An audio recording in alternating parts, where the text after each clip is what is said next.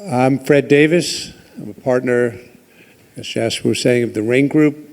We are, for those who don't know, a investment bank that also does investing. We're investors in SoundCloud, full disclosure, and other music, sports, video game, and entertainment properties. I have the pleasure today of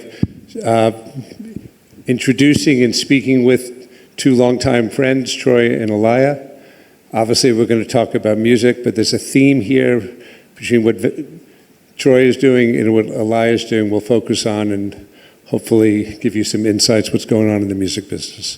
So first of all, I'll ask Troy to introduce himself, maybe a little of your background for those who don't know, and share a little of what Venice is, your new venture in life.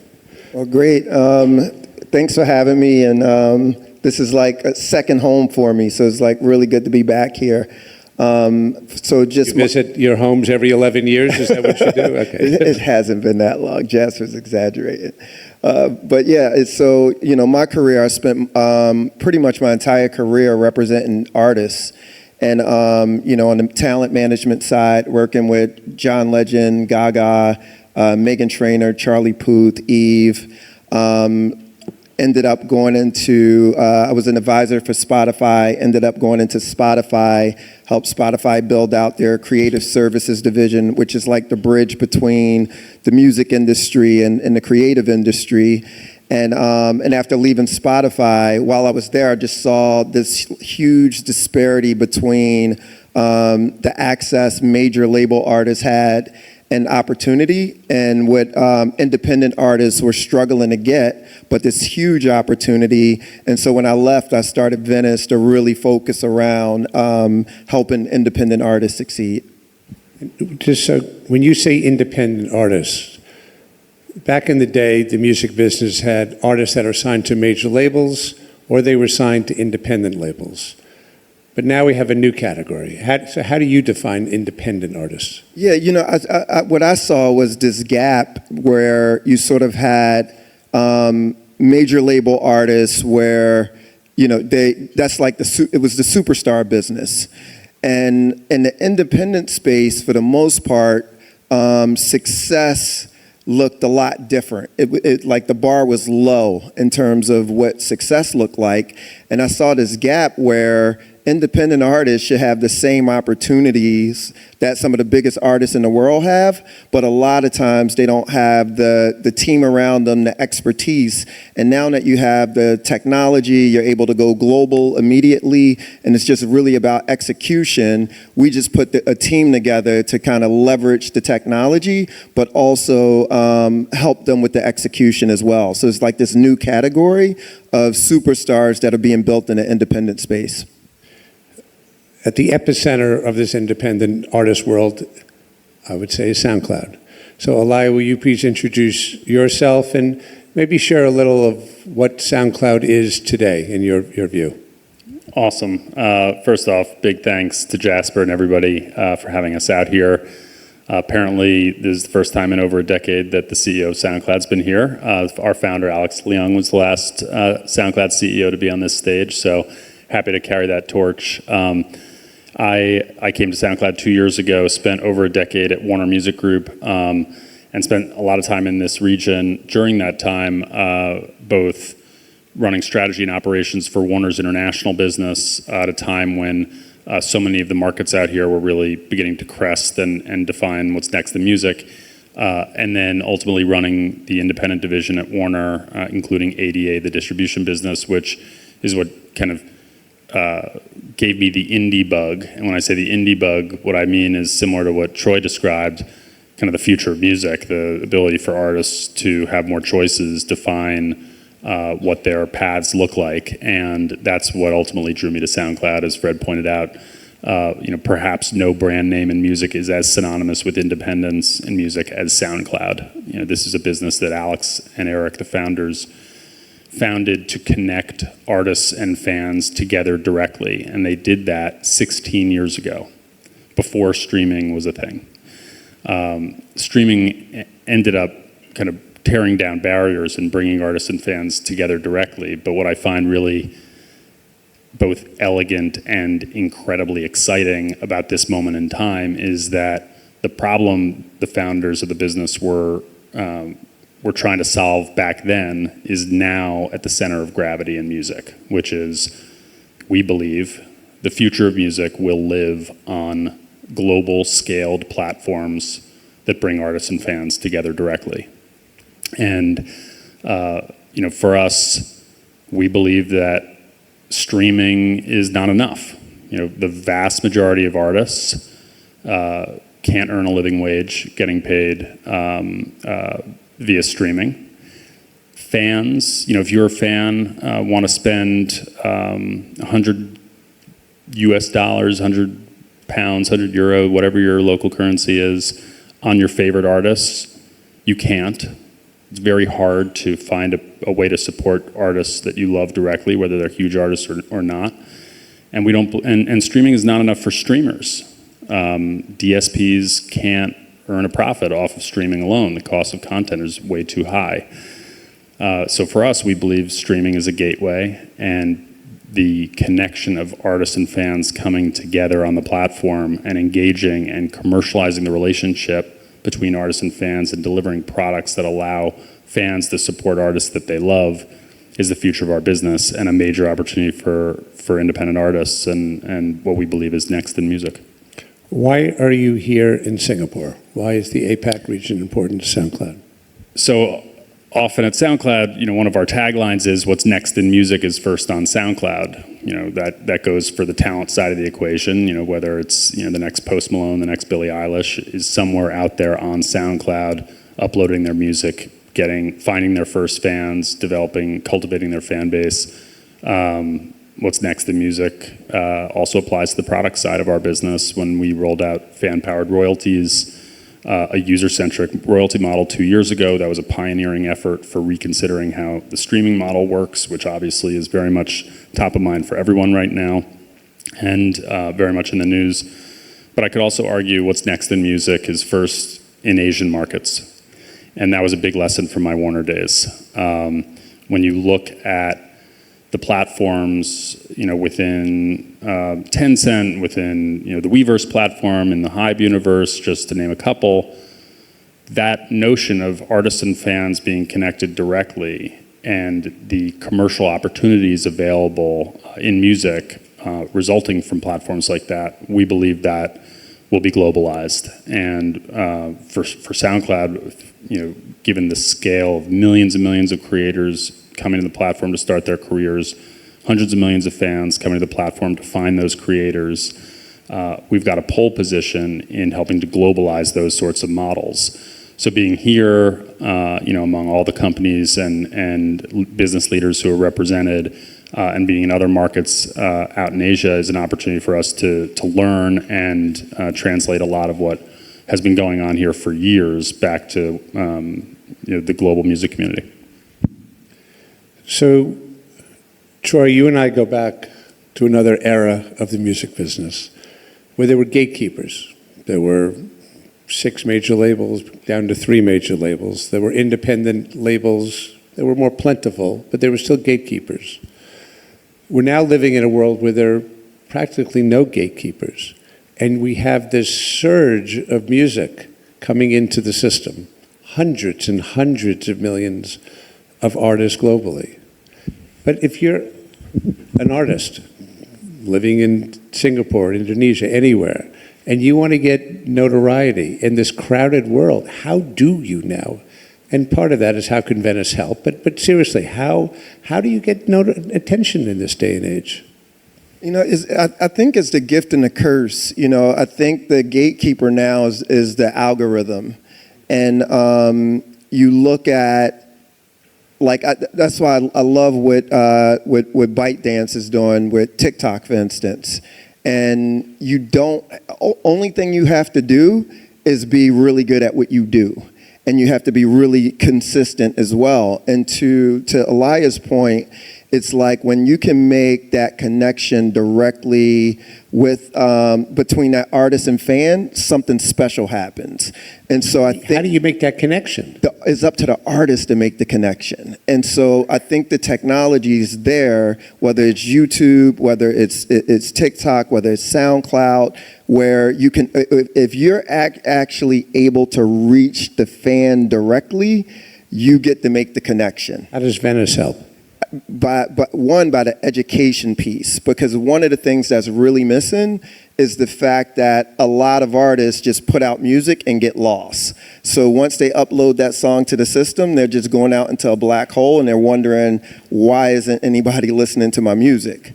So understanding the connectivity between the way that TikTok works, the way that SoundCloud works, the way that YouTube works, the way that Shorts work, the way that Spotify works, and how all of this sort of leads up to this holistic solution versus just one thing. It has to be a combination, and it has to be a lot of strategy involved. But the most important thing is really being able to leverage that connection point between the artist and the fan, whether that's one fan, whether that's 50 fans, whether that's 50,000 fans. That's the most important thing. And then the ability for the artist to be able to monetize that, no matter how small that may be. Yeah, I would jump in on that one and plus one to Troy. And I think the two things we've done at SoundCloud to kind of go down that path. One is what we call first fans. I think it's over 50% of tracks getting uploaded to the services get less than 10 plays, less than 10 streams. I mean, it's not getting listened. So with first fans, we're using our AI tools, having bought a Singapore-based AI music company a year and a half ago, Museo. We're using those AI tools to find like-minded fans to deliver new music to through music discovery tools on the platform. SoundCloud being such a music discovery kind of what's next sort of platform. It's how our leaned-in fans are coming to the platform anyway. The ability to shine light on those artists who are not being heard to get that going and to find that traction. Now, if there's nothing there, we're not going to create it inorganically. But by planting the seed and fertilizing it and putting the water on it and giving it some sunlight, we can see that some of those tracks that wouldn't have in the past have gotten more than 10 plays are getting more than 100 plays, and then 1,000 plays, then 100,000 plays. And we're seeing those case studies happen in real time.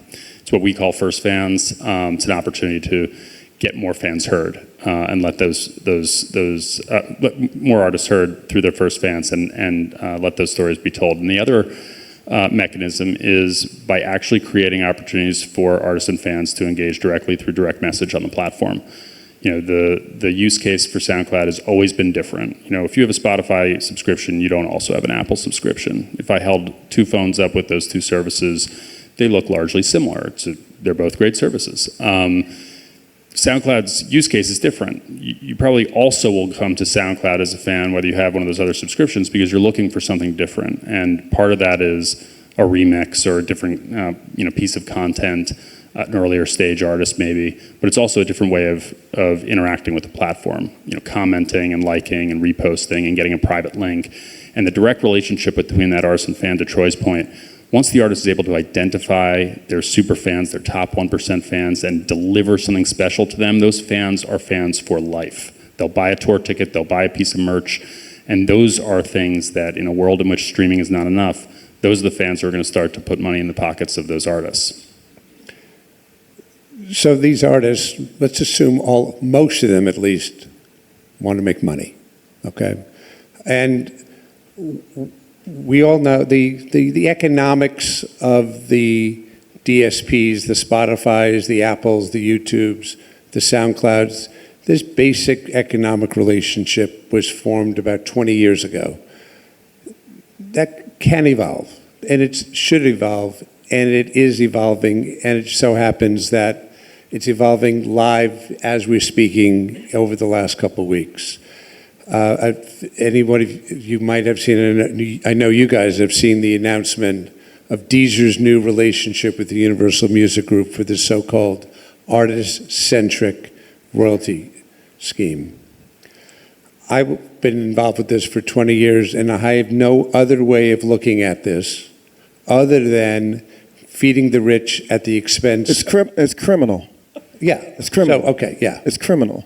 And, I love Lucian, and I love the Universal family, but to what they're doing. Explain what they're doing, just in case everybody doesn't know. Basically, they want to devalue plays from smaller artists so that bigger artists can benefit.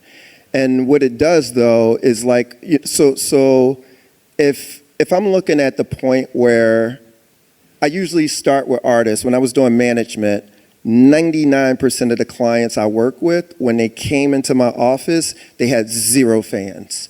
0. No record ever sold, 0 fans. And so to say that if they sell something or a fan wants to buy something, that that is only worth half the value or whatever, because you're starting from the very beginning. And I'm like, when you look at, I don't know how they're going to get around the EU or Washington with this, because I'm sure it's trying France only right now. Well, France is the home of labor and unions, right? Yeah. So it's like when you're looking at the little guy, France is the worst place you probably can try to even do this in. But I know on our end, and even speaking to other independent companies, we're going to fight for these young artists with our lives. But it's like you can't steal from new artists who are starting out to just, take more market share and get paid. I'm going to ask you this in 1 second. I just want to dig down because they draw a lot of attention to the noise tracks. Distinguish between the so-called noise tracks and the young independent artists. So what they're trying to do is they're trying to bundle, first of all of Universal's music isn't good. So the reality is 80% of it is shit. And you got 20% that's the Drakes and the Taylor Swifts and the Weekends and all the really great acts, which is great, and that's the fuel of the company. But they put out a lot of records per week that don't work, and they sign a lot of acts every week that don't end up working. So it's not like you can bundle white noise music or fraud or bad AI music with the next Taylor Swift. Or the next Billie Eilish that's making music in her bedroom that wants to put out music and build a career. She doesn't fall into that bucket, but I think they're trying to put every self-release independent piece of music that goes up on a platform into that bucket, and they just need to do the work, and we all work together. Everybody wants to get rid of fraud.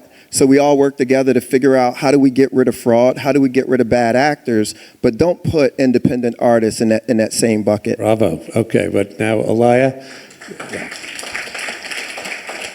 Those are tough shoes to fill, as always, with Troy, and certainly echo everything he said, especially as a home to over 375 million tracks. I mean, SoundCloud's the largest catalog of music in the world, because so much of it is UGC and so much of it is that long tail of artists. Well, guess what? The future blockbusters are currently in the long tail. So if you kick them down further, it's only harder and harder and harder to get paid. But ultimately, we believe that the streaming payout models are a red herring. No matter how you slice it, you're still slicing the same pie. This is effectively a zero-sum game. And as much as, between now and 2030, there's plenty of growth left in these core parts of music, it's going to be coming from non-core markets and likely at a lower ARPU, and this is what incumbents are really afraid of. So for us, we view the streaming piece as the gateway. Eventually, and these are two of my board members here and shareholders, so I'll maybe move my chair over a little bit when I say this. Eventually, I would want streaming to be even cheaper at SoundCloud, because there's so many other ways for fans on the platform to spend money on artists that they love. So a lot more money, but less so around Maybe not streaming. as reliant on streaming. Exactly. We can diversify. Sure. Okay, we can okay. compromise at the board level. And again, coming back to Fred, to your question about why being here, so much of that future model lives here. Look at the ARPU in Greater China music consumption. I think streaming ARPU is something like $1.60. It makes incumbent, Western label executives, get steam coming out of their ears. But the non-streaming ARPU in those markets is $17.50. Which dwarfs anything we're talking about. People are wringing their hands for months about whether Spotify should be $9.99 or $10.99 or $11.99, as though this is some great innovation to drive a 10% price increase on streaming. To us, it's short term. It's all about the same pie on the table. What we're interested in is putting other pies on that table, and that's where we think the real opportunity is. Distinguish fan-powered royalties. So fan-powered royalties, which we pioneered 2 years ago, is commonly referred to as user-centric. So if you, as a fan, pay your $10 subscription and you listen to one artist only over the course of your time listening on the platform, that artist receives the money for your subscription. It's a very straightforward way of cutting up the streaming pie. It's how many people actually think streaming economic model gets paid out. 2 years ago, when SoundCloud launched this, it was with an eye toward having a more transparent, more fair model to get more artists paid more. So more of the independent artists are getting a greater share based on how consumption works in that model. And it also helps because it's so straightforward and it's a lot less around black box. It's much easier to combat fraud in the FPR model. So those are great reasons to have done it 2 years ago. For us, what we realize now is that it was the tip of the iceberg. It allowed us to segment the fan base, and the parts of our business that we have built to allow artists to connect directly with their super fans and begin to roll out products to create commercial opportunity in that relationship was based off of our ability, based off of having rolled out FPR in the first place. In the end, I think streaming has failed most artists. The great promise of streaming being a great leveler for artists across the globe, it has not been that way for most artists, and we think we have an opportunity to, on the other side of streaming, create those opportunities for independence. The essence of this debate, and we're not going to resolve it today, it's going to be a generational issue, is the importance of a song. Just because somebody listens to Drake versus an unknown artist, SoundCloud would argue every user views it or listen the same. I could like this unknown artist more than I like Drake.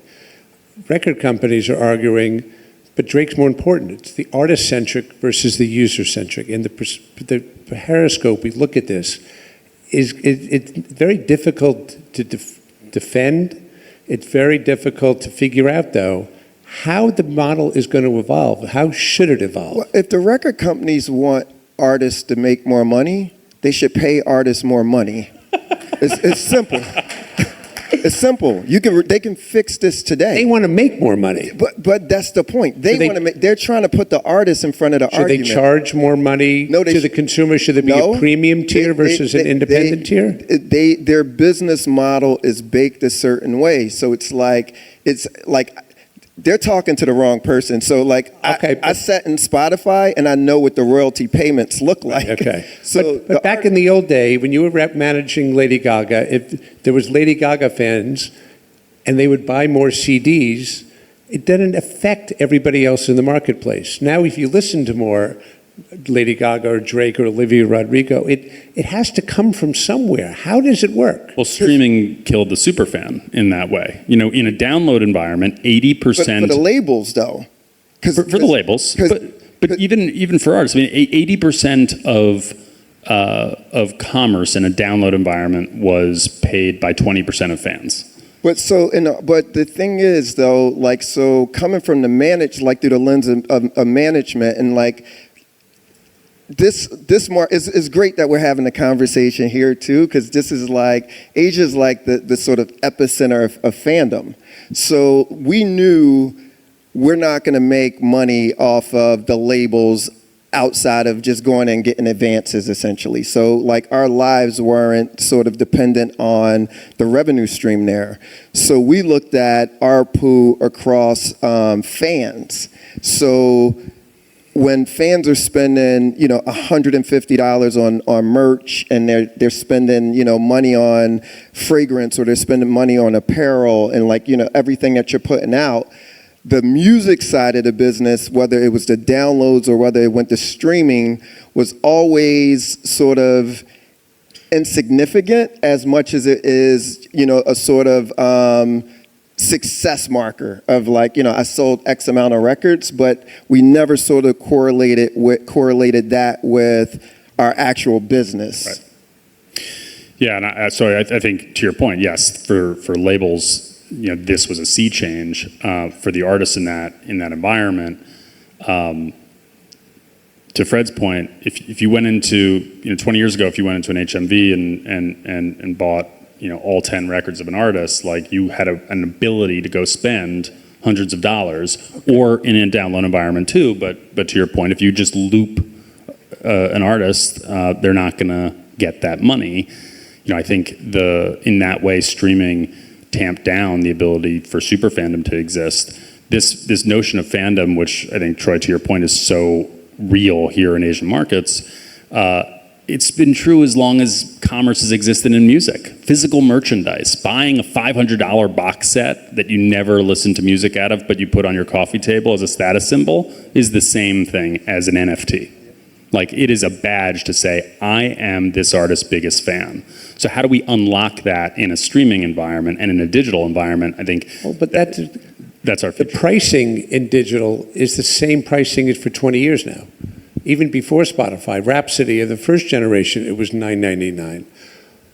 I don't want to beat up the consumer, but why can't the superfan pay more than $9.99? Why can't there be premium tiering and allow this to grow and not take away from the young, struggling artists? I think the fans will do it. I think the fans will do it. Why is everybody so afraid to try? That's the question of the hour. Because you have fans. Music is so important in people's lives, every day.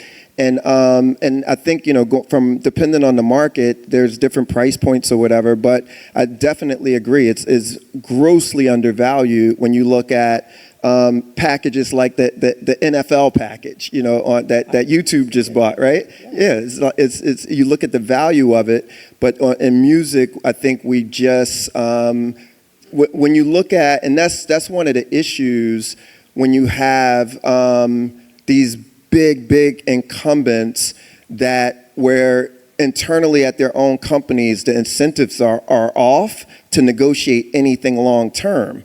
And if they're leading the way in terms of economic models for the entire industry, the industry will always be broken. And that's what's happening right now. Okay, we have a couple of minutes left. There's always a topic in this day we have to talk about. Are you afraid of, excited by, or have a different point of view on this generative AI revolution we're starting to live through? Incredibly excited about AI. I mean, I think there's a lot of breathlessness around it, but if you take a step back, this is exactly what music has gone through time and time again. You used to have to get into a recording studio, which cost a bunch of money and required a bunch of expertise, and then all of a sudden you can make music on your laptop. And now you can make music on your phone. It's becoming an instrument. The world ended when sampling happened until all of a sudden sampling turned into a commercial opportunity for the artist being sampled. Then everybody loved sampling, and it was a great creative pursuit and has been giving us some of the greatest songs we love.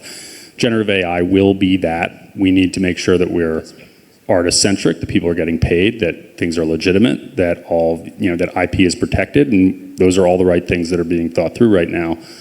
But as we think about 15 years ago, you wouldn't say that there were, a couple billion photographers on the planet. But now with Instagram, there are a couple billion photographers on the planet. Well, 5, 6, 7 years from now, maybe 5, 6, 7 months from now, there are going to be a couple billion musical artists on the planet because you can just do it on your smartphone.